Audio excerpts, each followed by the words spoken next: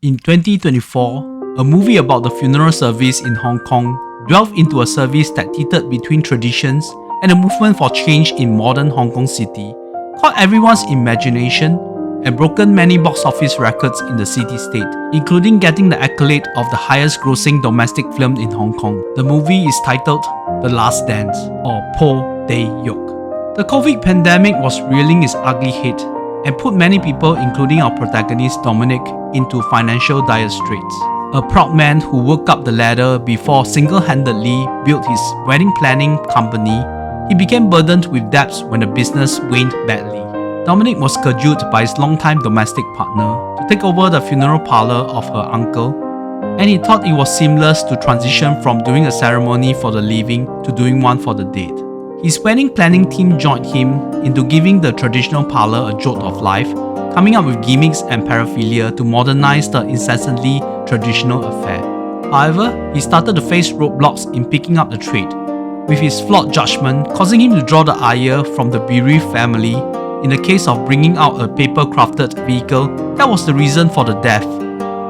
or when accepting an embalming job for a grieving mother who refused to let go of a young son who had passed on for half a year had gave him bad reputation in the trade. The biggest obstacle for Dominic to conquer was to saturate his business partner, or at least not to do something that the partner would frown upon. The partner is a renowned Taoist priest, Master Man, who was given the nickname Hello Man, who for people who understand Cantonese might know the real meaning of it at the end of the movie, was a stoic, strict and stubborn old man who stuck by his traditions and refused to budge. After starting their relationship on the wrong foot, Master Man, who had been reluctant to see his old business partner retire, would scrutinize every decision made by Dominic. For almost 3/4 of the movie, it was a dichotomy with Dominic's tumultuous journey picking up the trade, and one could really see him putting in effort, learning things like doing ceremonial changing of burial clothing for the deceased, as well as picking up the skill of makeup for the corpse from a mortician.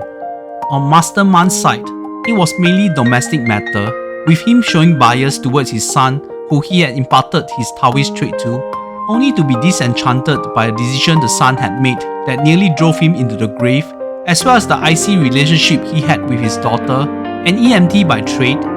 who had a desire to learn from her father, only to be rejected for being a woman, and the strong emphasis was that she was a woman, therefore she is regarded as filthy due to a menstrual cycle, which is taboo to handle anything that was associated with a trade like the rope and the tools. This sort of gender discrimination is rampant in Asian law, it seems, including women who was barred from entering a ship's engine room with the pending fear of the ship breaking down. Master Man's fractured family tolerated one another while living under one roof, but like a volcano building pressure within, in anticipation of an eruption, things got incredibly ugly between Man and his children.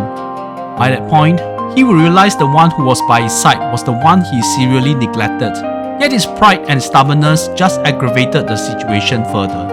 This was when Dominic slid in dexterously. Having slowly building the trust and affection from Master Man, he would be a catalyst to heal Master Man and his family, and made the old man realize his headstrong way of doing things was not going to end well. This was when we started to see Dominic transforming into a giant in the funeral trade, who had the edge over his compatriots by having the nous to care for the living during the funeral service. After all, they were the ones remaining in this mortal world, and what he does was a valuable healing process. This was something Master Man had learned from his younger partner, and a key plot element for the climactic end that showcased the mental strength and gumption Dominic possessed under a highly pressurized situation. Written and directed by Anselm Chan, who had written many movies and directed a few in the preceding decade, it felt like this long gestation of a screenplay about the funeral trade and the traditional Taoist ritual of breaking the Hell Gate was something he had been dying to film and bring it onto the big screen. This was a dramatic movie with sporadic comedic instances and was competently assisted by solid cinematography from Anthony Pant and a musical score from Chu Wanping, which included a lot of classic Chinese instruments that easily roused the emotions from the audience. So why would a movie which was Hong Kong's official entry to the 98th Academy Awards with almost zero horror element be reviewed on KK's Horror Erratics? The subject of a funeral service, and of course the procession, which was shrouded with strong belief of afterlife and more importantly reincarnation, something Chinese people have been taught to be good since young, so that they would not have a tough time after death and could easily granted reincarnation into another human life. I find this movie to be an ideal complement to director Takita Yojiro 2008's award-winning film Departures or Okuribito, about someone who stumbled into the trade of servicing the dead and found a passion and understanding the importance of the job. That said, there was a rather cringe-worthy but awfully sad scene with the embalming of the young boy's corpse, with the body already badly decomposing and something to frown upon, but for Dominic, he felt he would commit to it to appease the unyielding request from the overwhelmed mother before slowly bringing her to the stage of acceptance. Two actors who traditionally be dabbling in comedic films, Dio Wong and Michael Hui, assumed the roles of Dominic and Mastermind respectively. The pair worked together in 1992's The Magic Touch, about engaging a fortune teller to swindle a fortune from an unethical businessman. Besides Hui directing the movie, he had written the screenplay with Wong, with both being cast in it as well. In fact, this type of clever comedic fracas was a specialty of Michael Hui in his prime, when he usually paired with his brothers Ricky and Sam. Growing up with that wacky image of Michael Hui, it was quite a pleasant surprise that he could do a dramatic role equally competently at the ripe old age of 82. Dio Wong, a stand-up comedian who is well known for his quick-wittedness, was an unconventional artist who had gained fame predominantly in Hong Kong, starting with his stint in TVB, but in recent years he was cast in at least 3 of the highest-grossing Hong Kong films of all time.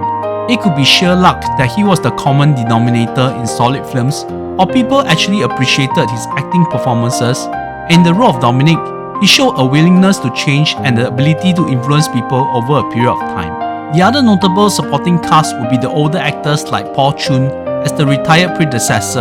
and Elaine Jean as a hawker who struck a close friendship with Man's daughter Yue. Speaking of which, Yue was played by Michelle Wei, an actress I don't really know very well. Of course, I have been out of touch with the Hong Kong cinematic scene for such a long time. However, I was reminded that Wei had played the twin sisters, one with the scary eye that Anthony Wong's character saved from the clutches of the Japanese army in Herman Yao's The Sleep Curse. As Yue, Wei played a long-suffering daughter who yearned for the affection and recognition from her old man. It was subtle and unspoken, but the affection was there, like buying his favourite walnut biscuit or him defending her against someone on the street.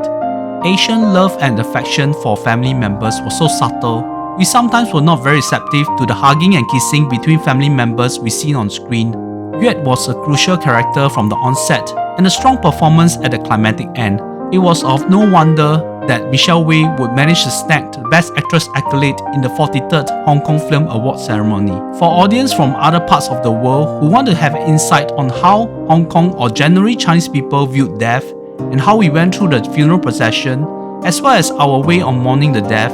you have to give The Last Dance a watch. This is a solid 8.5 out of 10. With the success of the movie, it felt like giving Hong Kong cinema a new lease of life together with other highly acclaimed movies in recent years. Please click a like if you think this review is a good change from the usual gore and jump scares, and please subscribe to the channel that will spur me to do more reviews like this in the future. Megan Blair's The Toxic Adventure is remotely as subtle a feature as The Last Dance, so check out what I have to say about that movie. I was amazed the rope the Taoist master wore did not catch fire when doing the final jump across the bonfire. Perhaps there was fire retardation coating to prevent that from happening.